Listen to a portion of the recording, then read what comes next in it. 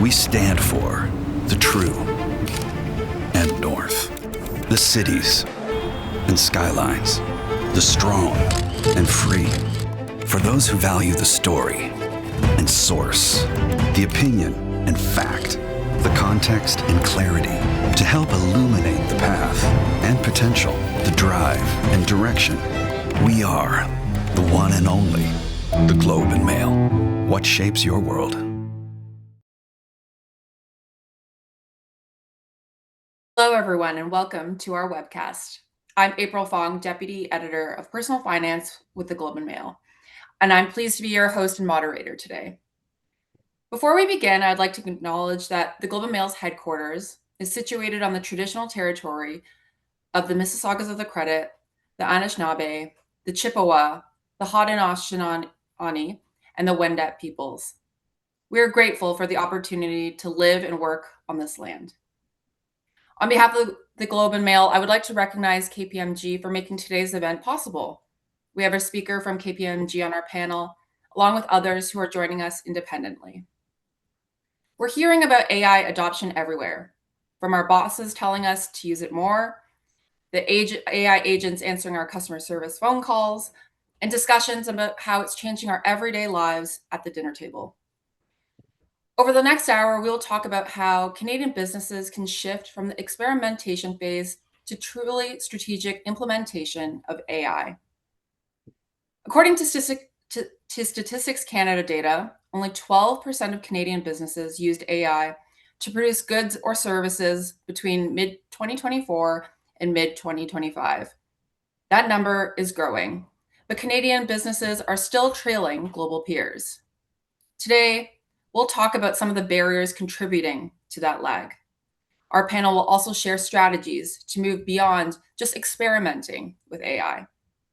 But before we begin, I have some housekeeping notes. Toward the end of the discussion, we'll have time for a few audience questions. So you can type your questions using the button called Q&A on your screen. Look out for that. And this is a tech event. If you're having technical problems, please click the help desk icon on the lower left of your screen, and hopefully you can get some help there. And now it's my absolute pleasure to introduce our speakers today. First, we have Saf Mahmood, Chief Technology Officer and Partner in Advisory with KPMG Canada. Welcome, Saf. And next from Manulife, I'm delighted to introduce their Global Chief AI Officer, Jody Wallace. Hello, Jody. Hi. And last but not least, we have Luke G., Senior Vice President and Chief Analytics and AI Officer with TD Bank. Welcome, Luke. Hi, April. Good afternoon. All right, everyone. It's a pleasure to have you all here. Let's jump right in. I thought we'd start by setting the scene about AI adoption and return on investment. Saf, KPMG recently looked at how Canadian companies are doing when it comes to adopting AI. If you had to sum up that research, what's the big finding on where we're at? Yeah, April, first off, thanks a lot for having us on. I'd probably start with not asking the question where we can use AI. I know that sounds like a very obvious question, but I think it usually sends people in the wrong direction because you end up investing in a long list of disconnected experiments and proof of concepts instead of a clear view of where a business actually needs to improve. And I tend to look at it and call it just AI washing your business. And that generally, gets you into this questionable ROI state. The better question, and this is what our research yields, is where is work slow, repetitive, painful? Where is it not producing the outcome that we need? And I think at that point in time, you can ask whether AI has a role. I think of things like customer service, where that's a really simple example that I think most folks can appreciate. The question shouldn't be, should we add a chatbot? The better question is, what are customers waiting on? Why are issues being transferred without being resolved? And why do agents not have the right information at the right time? I think that's where AI starts becoming useful because it can help route work, it can summarize context, it can start supporting in a way that improves the experience versus just adding another digital channel. So I think it really needs to be tied to the business problem. And we at KPMG, we're trying to apply that same lens in how we look at our business, We're looking at not creating random AI experiments. We're looking at priority workflows across our service lines and where AI can reduce friction, generally help improve quality, and just free up people for higher value work. So that's the way I look at it, April. Luke, you've said there's too much focus on adoption rates as well. What should leaders be measuring instead if they're serious about ROI? Yeah. I mean, I think the reality is we started to look at use of AI. We got very focused on the number of people that are using it. And that's interesting, but it's not the outcome. And so to go back to Saf's point, why are we doing this? We're not doing it for AI's sake. We're doing it for a reason, to make our clients' lives better, our colleagues' lives better as well. And so getting clear on the opportunity and the outcome itself is critical. I think what we've also seen is, there are times where colleagues feel, and you use the phrase, our bosses are pushing us to use AI. And I think we're excited. We're excited about the opportunity, and we're excited about what we can do to help our colleagues be more efficient and drive more outcome for our clients. But that's not the end goal. And so being tight on that, being tight on what we're trying to achieve, and those repeatable patterns. How can we get an answer quicker to our clients? How can we get to yes quicker for a credit decision for our clients? That kind of outcome is what's important. Jody, what's your take on that? Is there too much focus on adoption rates? And what's the risk of business leaders putting too much focus on that? So adoption rate is not the intended outcome, but adoption rate can be a good leading indicator of whether you'll achieve the intended outcome.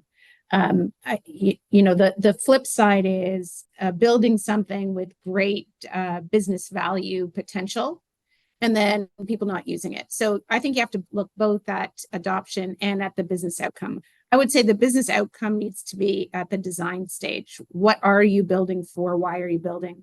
And the best ways to add value is where there is a solid intersection between what the business outcomes are that are called for, and where AI really does a great job in delivering capability. And then you do have to measure adoption in order to get to the point where that business outcome potential is truly realized. At Manulife, the company recently refreshed its whole organizational strategy, and AI is one of the 5 strategic priorities. The company's put a dollar figure on AI, actually, aiming for $1 billion in enterprise value. What does that value actually look like in practice, and how is Manulife measuring it? Yeah, I mean, first of all, I think it's worth noting that that's pretty bold, right? To have an enterprise strategy that has AI as a focus area, not as an enabler of the business strategy, but really as a priority unto itself. And I think that reflects the fact that the world is changing. And if we are leaning in and recognizing this as a priority, that's going to give us the best chance to deliver outcomes for our customers, for our advisors, for our stakeholders. But when it comes to measuring business value, and specifically around the 1 billion, there's 3 areas that we're looking at. We're looking at growth, revenue growth. So where are we using AI to help advisors, wholesalers, agents deliver better products and services for customers that meet their needs and provide them the coverage that they require? That's the first area. The second area is cost efficiency. So back to the point that Saf made, where do we have processes that are just taking too long, not returning results to customers quickly enough, and how can we shorten those? And then the third area, which is one that I think is really at the intersection that I described, of where AI is really good and where we can deliver solid business value, is in the area of fraud detection.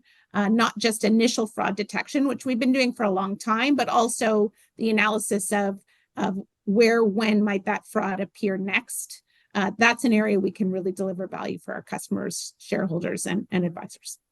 Okay, some great examples there. Moving beyond AI experimentation, Saf, you've talked before about POC purgatory, lots of proof of concepts or pilots, but not much scale. In your opinion, how do you avoid getting stuck in the experimentation phase? Yeah, listen, it's a great question. And frankly, I think you've got leaders and you've got laggards in terms of how companies are tracking and looking at whether you're actually getting value out of those POCs. I think it does tie back, and it's this very consistent theme that you're hearing from Jody and from Luke. It does tie back to business outcomes. Clearly understanding that AI itself is an enabler. It's a tool. If you think about it, it's one of the many that most organizations have visibility to, and the ability to deploy it. Recognizing that there's a business outcome that you're tying your outcome to, and then also recognizing that there's no one AI playbook that works across an enterprise. A finance use case is very different from a marketing use case, which is also very different from a risk use case. There are different needs, there are different data and integration requirements. There's a different level of judgment required. So the way you've got to think about this is there's a business outcome, you've got common guardrails, but you have to be able to tailor them specific to the area of the business that you're looking to transform. And you can get consistent on things like privacy, security, where human review comes into place, and the risk profile and the risk impact of the business. But you do have to be highly customized as to what it drives. Luke, from your perspective as a leader at TD, how do you avoid getting stuck in the AI experimentation phase? What's the key?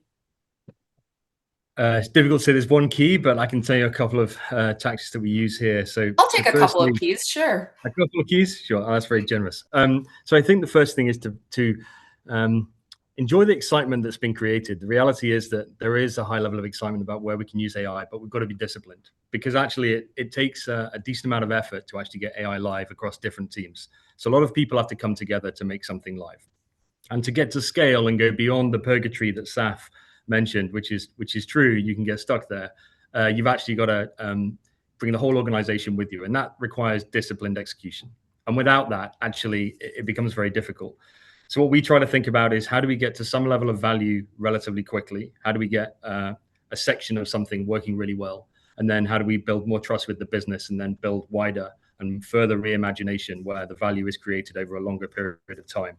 And by doing that, what we're seeing is patterns that become repeatable, be that colleague-facing AI or predictive AI, and that gives us an opportunity to then work across the different businesses. So it may be the same kind of pattern that's used in different ways, and that avoids these little sort of deployments that actually never really get to true scale.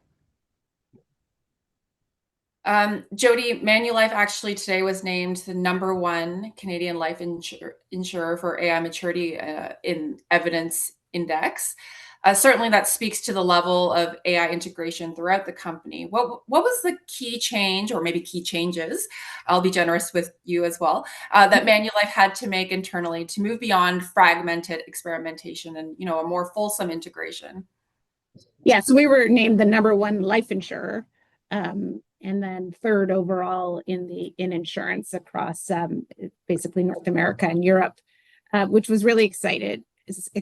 We were the #1 life insurer last year, but #5 overall. So that was the big movement for us. So one of the things that we did this year that made a difference was we identified 6 focus areas, and we agreed as a leadership team that those would be the 6 focus areas that would get 70% of our attention in terms of AI investments, AI focus, et cetera. And as Luke said, like, you need a lot of people to move these solutions to where they need to be so that they're delivering business value. And in identifying those 6 areas, so they're pretty obvious, right? So underwriting is one for us, distribution, AI as workflow, so where AI replaces a workflow, software development, or the entire software development lifecycle actually is one, virtual assistants and advice. And by focusing there, we really were able to kind of build once and deploy many. Each of those 6 focus areas, we operate in 14 countries, 10 countries in Asia alone. And so each one of those solutions has applicability for multiple geographies. By building it once, going through all of the risk reviews, making sure your governance is tight and your accuracy is good, and then deploying across multiple geographies or businesses, that gives you the ability to scale much more quickly than one-offs that have applicability only in a small area. Luke, can you tell us about how TD has kept customer service at the heart of its strategy when it comes to AI with impact? Yeah, I mean, we're an incredibly client-focused organization, and I think Ray isn't shy about talking about that. And one of the key pillars of our strategy is deepening our customer relationships. And so we think about AI as how do we really use the information that our customer provides to us to give them the best kind of response back. And as we do that, we do think about a rubric that we use about the value of areas that we go to. Just as Jody suggested in Manulife, looking at core areas, we think of core areas too, some of which are similar, in fact, like underwriting, but other areas are slightly different. But we think about what's that end outcome. So does the customer receive an answer quicker? Are we able to reduce the stress? Can we price them differently such that they're able to save money, make money, save time? And so this is always at the front of the front of the queue when we actually establish the type of use case that we go with. We launched our TDI, so our TD Insurance direct-to-consumer Gen AI bot about a few weeks ago. And part of that was to try and understand how customers would use that and what kind of information we would get back. So we're learning there. We're getting faster responses back to our clients, and we're helping them get to the answer that they need to get to. But actually, they're also getting sort of more au fait with how they use that tool. And then we're getting information about what works, what doesn't. How do we maintain that good accuracy, that good latency, so it works well for them? How do you balance between that, customer service being at the heart of the strategy, but then also making sure that AI objectives are tailored to the personas of different departments? And personas is something that a word that you like to use to describe how to tailor the strategies for each department. Can you tell us about that, Luke? Yeah, I mean, I think to push AI at the functions across the organization is a bit too generic. And the way that we think about this is, how would someone in finance use AI? How would someone in marketing use AI? And so we create these different personas about what we expect would be useful for those colleagues. And it's obviously very different for each one. And so for marketing, they may be thinking about creative creation.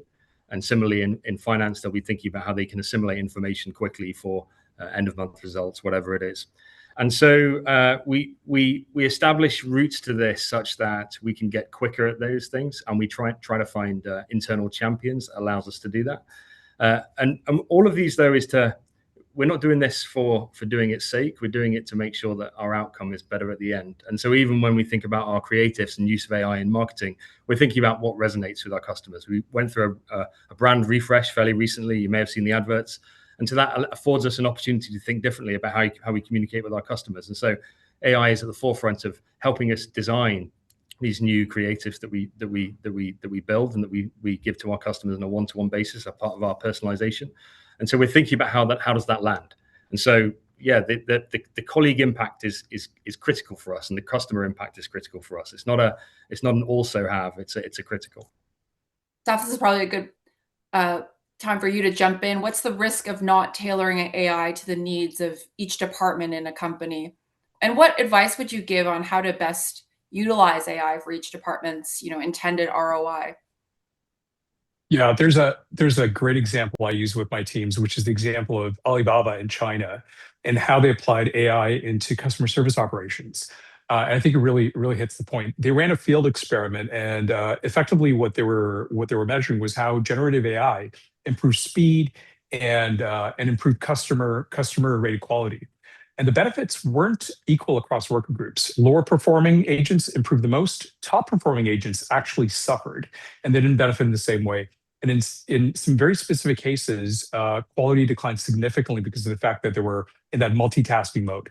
So I think it's an important lesson on how AI doesn't necessarily help everyone in the same way.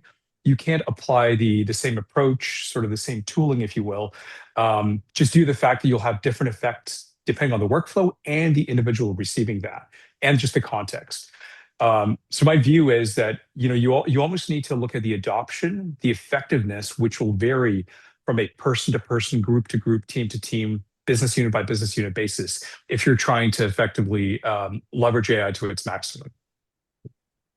Another thing that, when we're talking about differences in tailoring what AI means to people, Jody, we're also hearing a lot about agentic AI, but you believe that there isn't really agreement on the definition of it. How would you explain it? What does it mean to you? I think I could say definitively there is not agreement on what is and what isn't agentic.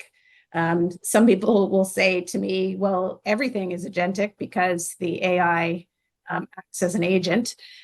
So look, I think the agentic threshold and the promise of agentic happens when there is an opportunity for these agents to self-organize against a set of business outcomes where we aren't kind of creating a set of where we move away from the concept of a workflow and we allow the agents to determine what the best way is to accomplish a certain task.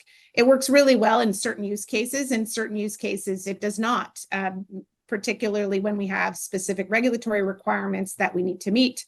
So it can work very well in creative spaces like the ones that Luke was referring to. So if we're creating new copy for a campaign, the AI, the orchestrator may choose to call a writer, it may choose to call a copy editor, it may choose to call a translator. It will figure out what it needs, who needs to act, which agents needs to act in order to accomplish the specific outcome. In underwriting, we don't allow as much autonomy for the agents to organize themselves. So we got very excited about the topic of agentic, but to me, it's another tool in our AI toolkit. It's a way we can deliver solutions, and each solution needs to be looked at in terms of what makes the most sense for that particular case in that particular time.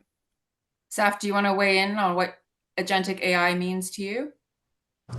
I just want to high five Jody. I think that's very appropriate. It is frankly, it is a little bit of a misnomer that most organizations are deploying agentic. They're really not, right? There are, and frankly, the sophistication of some of these tooling, and even the foundational model companies are sort of, they've got agentic technology.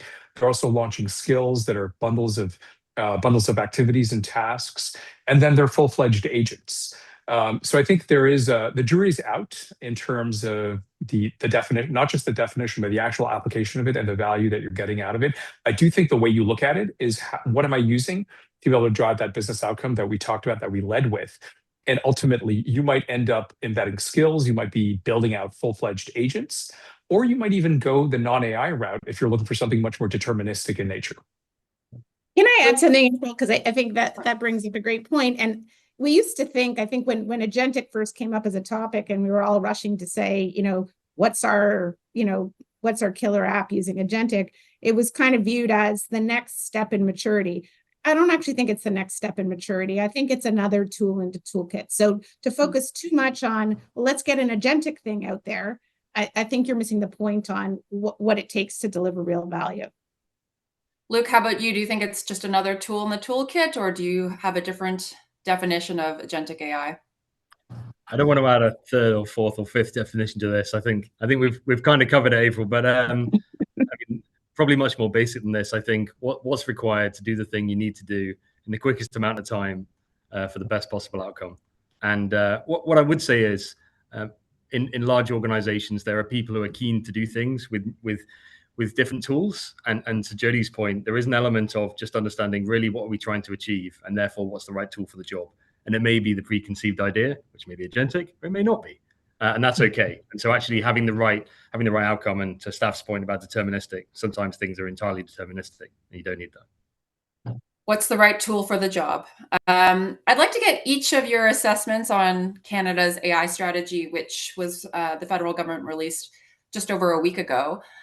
One of the major priorities of the AI for All strategy is to build public trust, and that will pave the way for increased adoption according to that strategy. I'd love to know what you think about that and what your assessment of the strategy is. Jody, is it going to help businesses compete, or is it just going to add friction? First of all, I'll say that was 3 pretty aligned definitions of agentic. So this is already a successful podcast, April.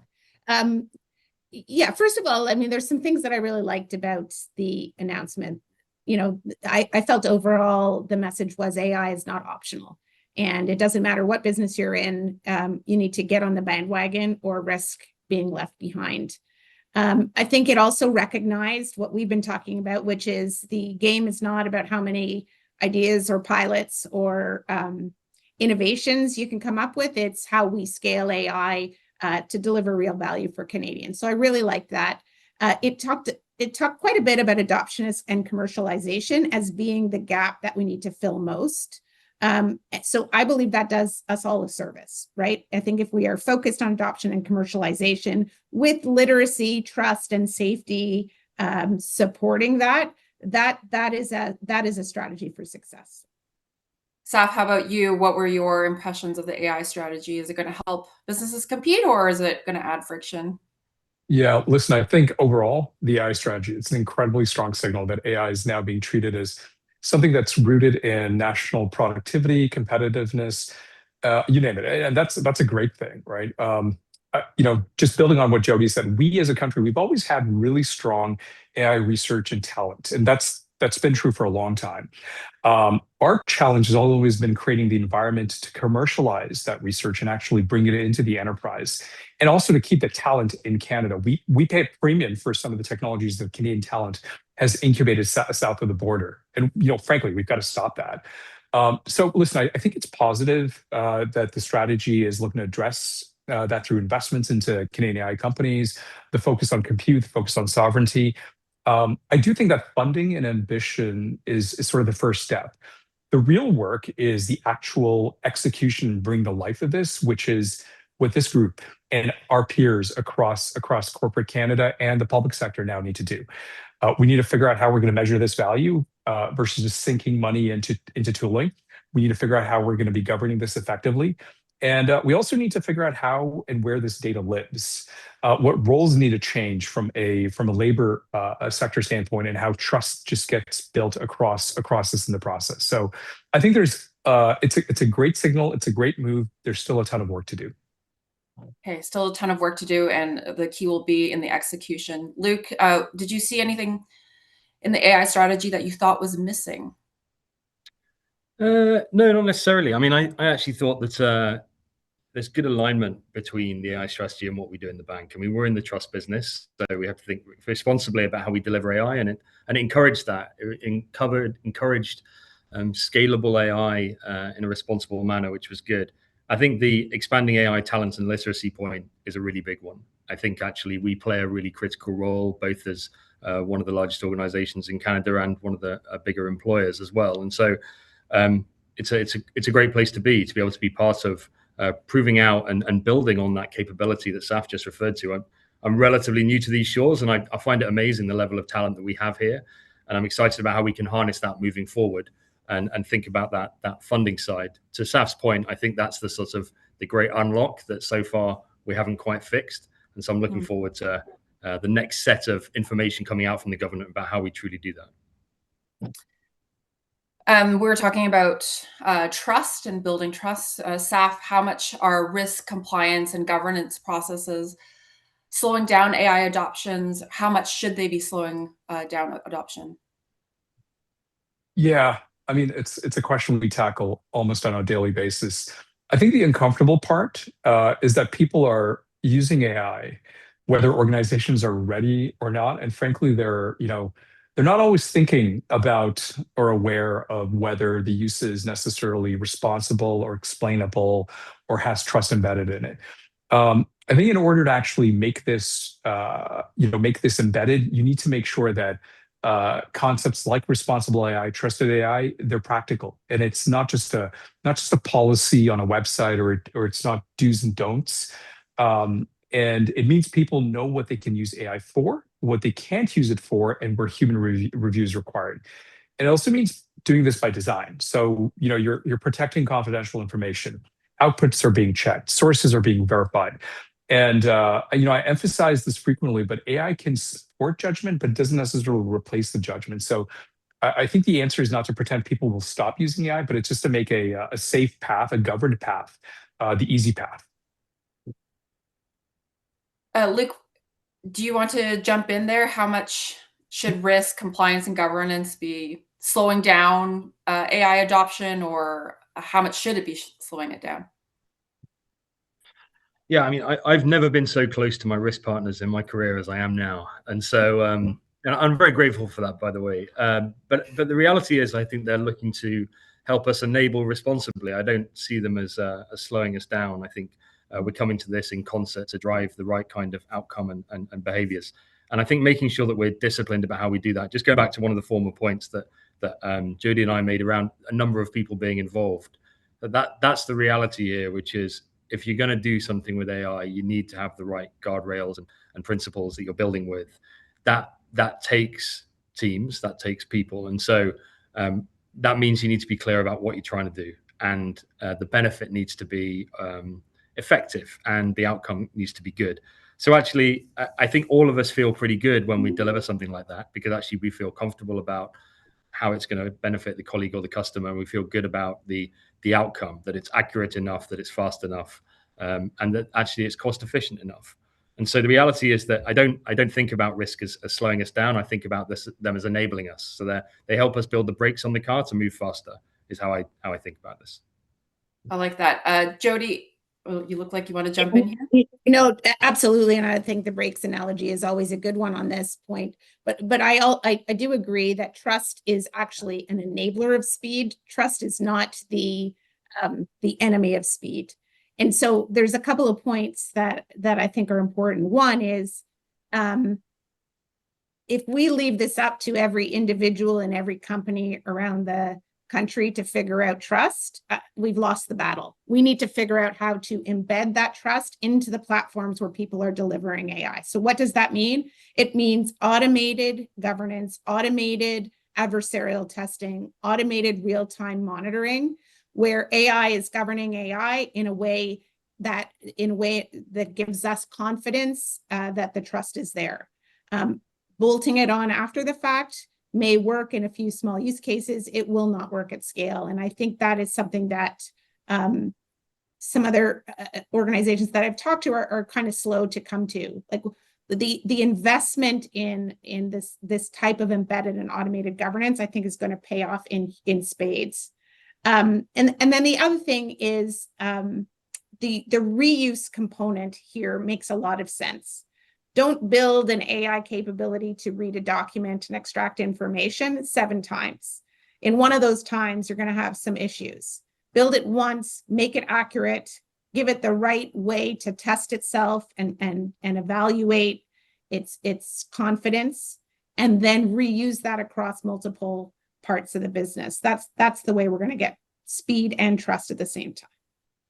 And really scaling. April, I'd love to just add on to what Jody shared. I do think that there's an element of the level of responsible AI should also match the risk and the impact of the decision that is being driven out by the AI.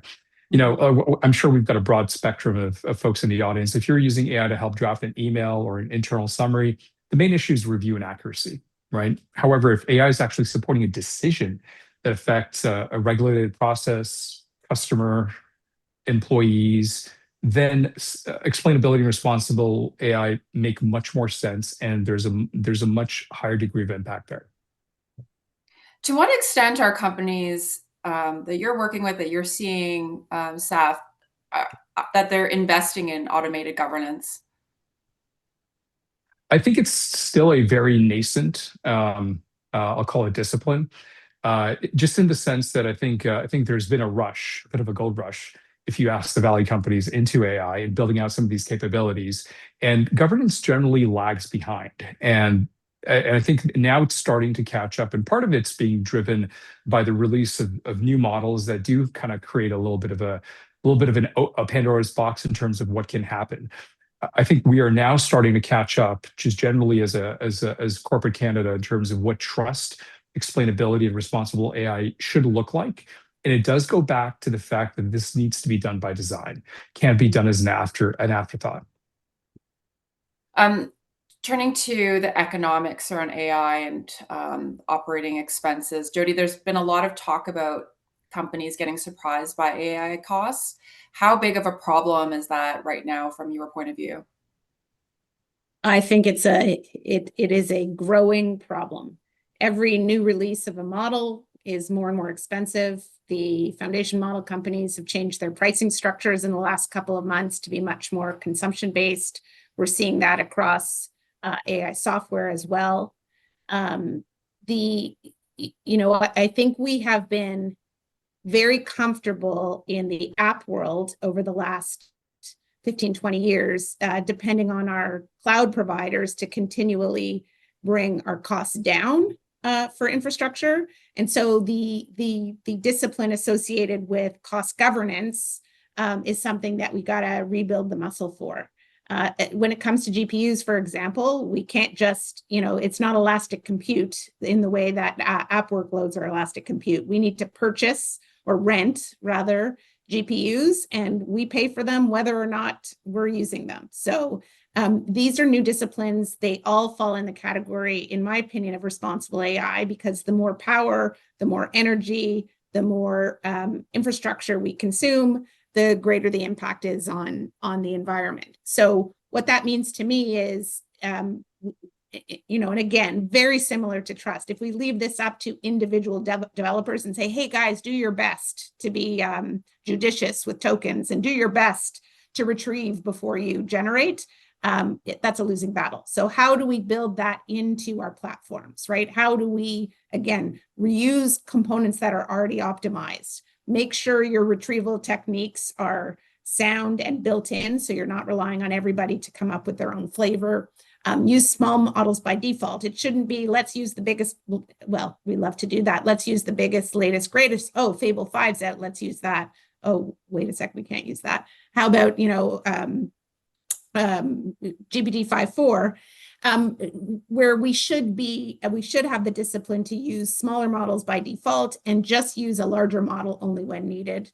And then finally, we're very good now at building in risk guardrails. We got to build in the same cost guardrails. When we are making a decision, when we are designing an AI solution and making a decision to go forward, it should be not just about how much money are we going to generate or how much value we're going to generate, but also what is the cost of doing this before it's too late to kind of to bring it back. So Luke, what is the approach that TD has to cost governance? Is it more than do your best? I'm going to assume not. No, I think I'd agree. We can't really leave this to individual developers who are extremely keen.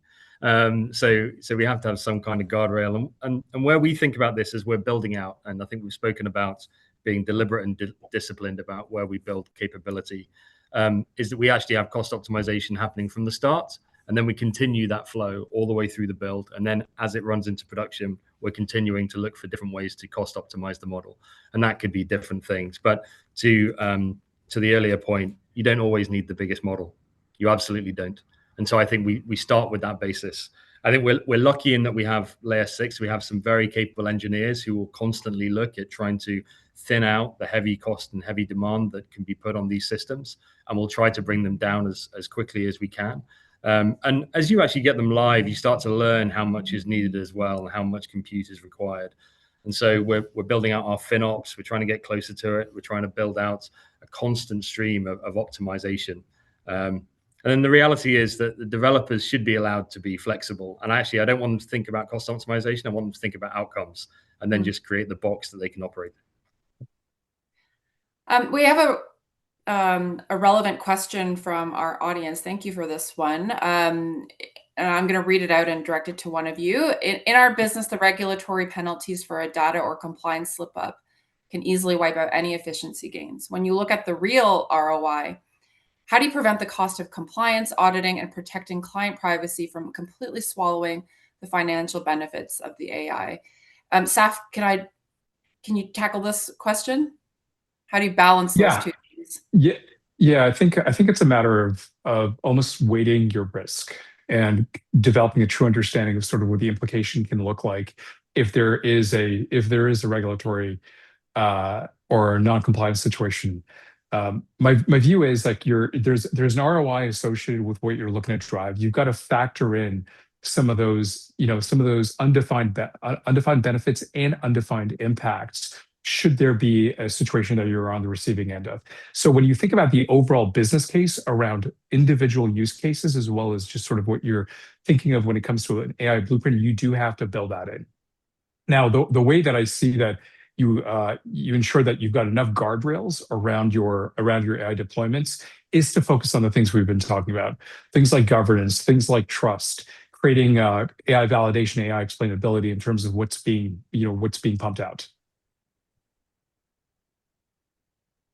Great, thank you for that. We have a question that I think would work, that Luke could answer. In the financial services sector in particular, legacy systems are significant. How will AI leverage legacy systems to enhance customer engagement? Well, that's a great question. I mean, what we're seeing across different environments is that legacy systems can be better understood actually via AI. And we've seen that in different areas across our development population. What I would say, though, is that AI on top of a poor process is still a poor process. And so actually, you've got to sort of clean up the bedrock a little bit to make sure that the output is effective and accurate. And so it's not really a replacement and a cheap plaster to put over the top of, sorry, a Band-Aid to put over the top of a legacy system situation. But what it can do is understand that legacy system better for you, and then you can build off that to actually understand how to optimize it. In terms of personalization, I think that was the question, April, right? Legacy systems for personalization. Did I hear that correct? To enhance customer engagement. To enhance customer. Okay, so I think that gets difficult. The question is whether the legacy system can take enough data to respond in the best possible way, and therefore, if it can't, then I would suggest that's a situation where you need to think differently. But that may be enhancing the type of personalization you do outside of the legacy system, then expressing with the legacy system. I could go into bigger detail that I'm not going to do here, but interesting question. I think we've got the tops of the waves there. Thank you for that. We have a question that I think would be really helpful for our audience. There's a question on how, if you have any advice for mid-sized companies or smaller teams with fewer resources to implement AI. Saf, what advice can you share for smaller firms? Yeah, listen, it's a great question. I think I will say, I'll balance sort of these two concepts that juxtapose two concepts that we typically grapple with now with the advent of AI. One is the lowering of what we call the attempt threshold. It is now infinitely easier to experiment, proof of concept, try things out as a result of the availability of these tools, where it would have required a significant amount of resourcing, effort, etc., to be able to stand something up. Granted, that's still a proof of concept, and that's very different from getting into enterprise grade. But my first recommendation would be to get in there and start developing savviness and familiarity with these tools and how it can apply to your business. So that's one sort of just be conversant in what these technologies can do. The second piece is looking at productivity, and this is productivity at its basis level, being able to apply it for the purposes of day-to-day tasks, meeting transcription, summarizing meeting notes, generating decks, performing basic financial analysis. A lot of the tools, especially the paid subscriptions, allow you to do that. The second layer is to start exploring what agents truly impact workflows, and go back to a comment that I think Jody made. These are the workflows that have high friction. These are the workflows that are problematic. These are the workflows that have degraded customer experience. What workflows matter the most for you, and start focusing on those in a very discrete, individual workflow by individual manner, and be able to prove value with each one sequentially. The goal isn't to get to an agentified enterprise at the end of the day. It's to figure out where you have the most value that's trapped within your organization. Again, find the right tool for the job, right? Going back to some of your comments on the AI strategy, Jody, we have a question from the audience about AI literacy. How does it play into AI adoption at the enterprise level? Do you think there's a baseline skill set or basis of knowledge that everyone should be aware of, especially regarding ethics and security concerns? Yes, we firmly believe that AI literacy is important for everybody. We rolled out our first AI for all tools in 2023, And along with that, literacy programs available to all 38,000 of our colleagues.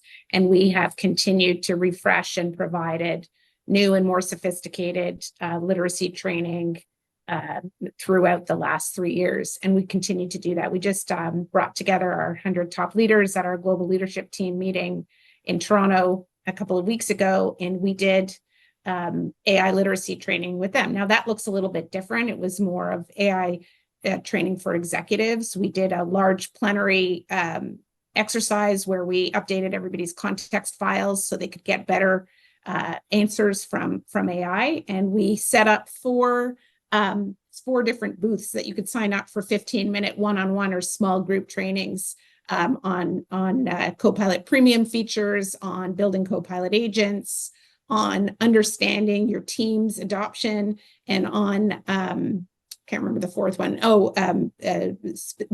Advanced prompting for executives. So not only is AI literacy important for everybody, it is not a once and done. It is a do, and then as the tools mature, we do again and again and again, making sure that everybody has access to the training that they need to participate in this economy. I don't see that waning or going away over the next few years. This just moves so much faster than people in large enterprises are used to moving. We have to help everybody with this kind of literacy and basic skilling as we go. Related to that, going back to the design stage of an AI strategy, as you said, things move really fast. What does the time horizon for an AI strategy look like? How often should you be updating it, Jody? I mean, it's out of date in 6 months is the reality, which in corporate time is crazy, right? I joke because when we go to board meetings, you need to submit your documents 3 days in advance of the meeting. A lot can happen in 3 days to change things that we, So, I mean, like we're trying to exercise a new muscle, which is don't think of a strategy as something that gets documented, socialized, and then filed away until next year. It's a living, breathing set of approaches. It's always important to have some sort of strategy that you're working towards, but it's also important to say that I'm going to continue to evolve this, not just on a time basis, April, but as things happen in the industry, as new announcements are made, as we discover new things, as we have different experiences in rolling out some of our tools. I think the same can be said for many organizational processes, not just strategy. Funding, how funding happens has to change. Like we need things to happen on a much more frequent basis, and I think that's all of our jobs to help our organizations think a little bit differently about those things. Absolutely, especially if you have mythos, security risks being flagged, and models being banned. Everything changes in a day, or even less. April, can I just add one point to that? Because I feel like the strategy and it's a live, I mean, it's a document, right? Quite often, but it's a live document. And I feel like it's a reflection of what's required from AI literacy and our people, which is people have to be willing to flex and learn constantly. Like there's no day where something isn't required to be learned that's new. And so actually it's a good reflection of what's needed moving forward. And I quite often get asked, like, what should my kids learn at university and stuff like that? The answer is, I don't know. But more importantly, what they should learn is how to adapt. They should learn how to adapt and be flexible and think broadly and decompose problems. But the reality is, what subject? I don't think it's going to matter moving forward, because I think you just need to be able to actually respond and be open to thinking differently and flexibly about how your role evolves, because that's clearly what's going to happen. So our universities and colleges should be thinking about a whole course on adaptability and flexibility. Then that's what I'm hearing. Built into every course that I'm concerned. Yes, absolutely. How do you engage employees who might be hesitant about using AI? That's an audience question that kind of is the starting point to some of the things that we're talking about right now. Saf, what's your advice on that? Yeah, it's a great question. It's a multivariate approach, right? You almost need to meet employees where they are, and the best way that they consume information and the best way they're able to adapt based on what's being given to them. So I'll go through a few different things that we've done. I think one is, our organization, we work across audit, tax, and advisory. There's a broad demographic age range across the organization, and we've looked at reverse mentorship programs to effectively ensure that we have folks that are in a younger cohort working with partners that are effectively incented to use AI, but don't know where to start. So reverse mentors sit down with them, provide them sort of a bit of a playbook as to how you can get started. And we've been doing this for a while now, and we've been able to see a rise in adoption, but it allows them to effectively get hands-on with these tools. And frankly, I think that's the number one thing. And going back to my earlier point, which is how should small, medium companies get started, get hands-on with the tools, and develop an appreciation of what it can do. I think that's true for everyone at an individual level. So I think that's just one example. But we've been scaling out adoption programs across organization in terms of incenting individuals, creating opportunities for them to self-learn, to do executive learning. And we've been seeing a rise in board level adoption, board level literacy with respect to AI as well, which seems to be a very sort of a growing space as well.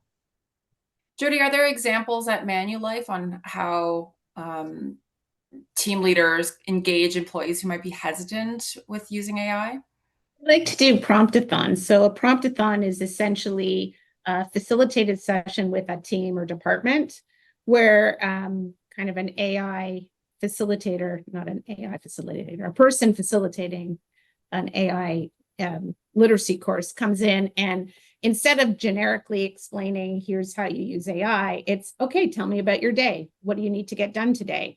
And then work through prompts that are specific for that group.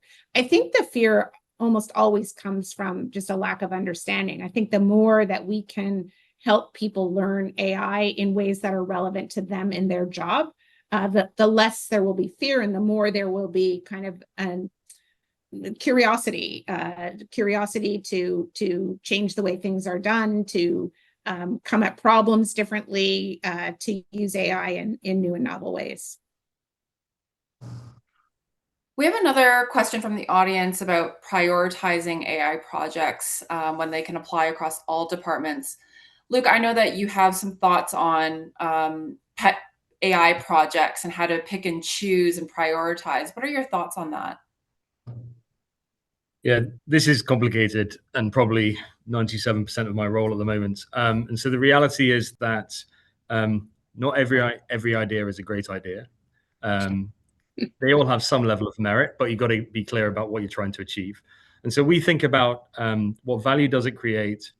How realizable is it? In other words, does the data exist? Is the system understood? Is the outcome known? And so we have a criterion for that.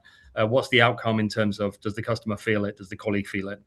And so we run these ideas through that rubric. And that tends to sift out the sort of nice ideas from the interesting ideas from the really valuable ideas. What we then try and do is sit down with the senior executives in the organization and say, similar to Manulife, it sounds like, where do we put our calories? Where are we going to be disciplined about where we invest? And where do we think the big pools of opportunities are? And then we get to that. I wouldn't say that is the simplest of conversations that I have in my career, but it's certainly a conversation that's required, because otherwise everything's spread too thinly. You don't get to the value, the cost increases, and actually you're not able to deliver what you need to deliver. So it's not a simple process, but it is a fair one, because we have this rubric that we work with. April, if I could just add on to Luke's response, there is a lot of clamoring, a lot of noise right now around us, around the application of AI and how can you bring AI into your organization. I think the better approach, and I think, Luke, you articulated with some very specific examples, is how do you actually connect spend to a clear path to value? I think that's how you should frame any of these discussions. What use cases are improving productivity, cycle time, rework? What use cases are improving service? And if that's a problem, it might not be for your organization, but if that is a problem, that's where you focus. And that's, in my view, that's how you start separating sort of that, what use cases are just generating activity and just generating noise versus the ones that are truly the nuggets. Yeah, you bring up the topic of costs and picking and choosing projects that are going to give you value. Jody, is there a risk that AI becomes too expensive to scale broadly, at least in the near term?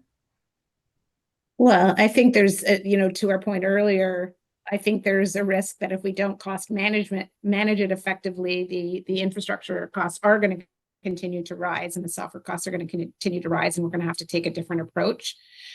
So I mean, the interesting thing about AI is you can deliver a use case, you can deliver a transformation, and it can give you certain benefits in the first year.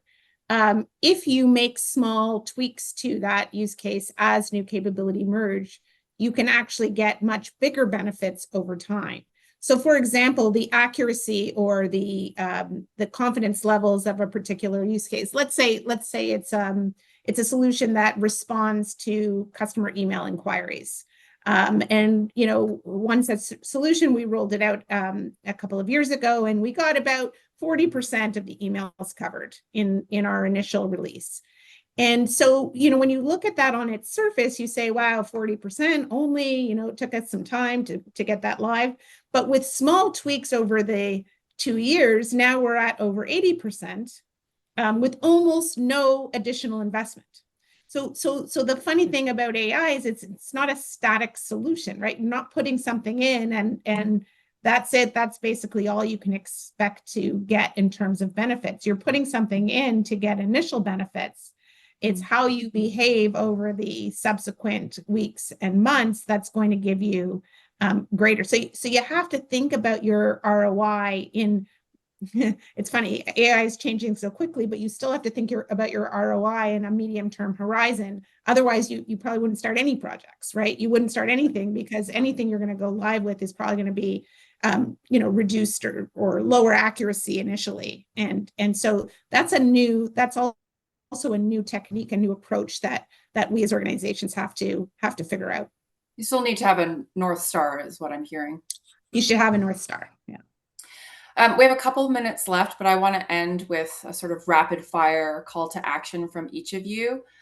If a company wants to move from experimentation to impact in the next 12 months, what's the one decision they need to make now? Saf, let's start with you. Yeah, listen, it's interesting. I will preface it. We've been on this call. We haven't talked a lot about AI technology. We've talked about everything around it, which should tell you something, which is the technology itself is rarely kind of the mission defining thing. It's the discipline. It's around redesigning work. It is, are we building enough trust? So my view is, if there's one thing, pick a use case, redesign work around it with agents and humans. And agents is a loaded word, I recognize, but pick something that you can move forward with and increment on that, and start building trust around that and creating confidence on the ability for the organization to work with it. That's great. Jody, how about you? Just take the word experiment out of the vernacular. Just design, let's go. Just don't even talk about experiments anymore. All right. Well, that's simple, that's bold. It's a bold and it's a clear message. Luke? Yes. What's the one decision that leaders should make now to move from experimentation to impact in the next 12 months? I would just say, so along with those two answers, just be very clear about what it is you want to do. Do you want to improve your operations? Do you want to improve your customer reach? Do you want to improve your productivity? So whatever that is, so your ultimate business strategy is where you should be thinking about applying AI. Okay. So let's remove experimentation and pick the strategy, pick the objective, and deploy AI on it. Thank you for those great calls to action. We have to leave it there. On behalf of the Globe and Mail, I would like to thank Saf, Jody, and Luke for joining us today and sharing such valuable and fascinating insights. What a fantastic discussion. I would also like to thank all of you in the virtual audience for tuning in and taking the time to learn from our panelists today. We'll be sending everyone who registered a link to the webcast recording in about 1 week if you want to review and share some of the insights from today. Also, we'd love to know what you thought of our event today. You can share your feedback through the QR code that'll be appearing on your screen, which will link you to a brief survey. Please take a minute to fill it out so we can continue to improve the Globe and Mail's events, and let us know what topic you'd want us to tackle next. Thank you so much, everyone, for your time today, and enjoy the rest of your day.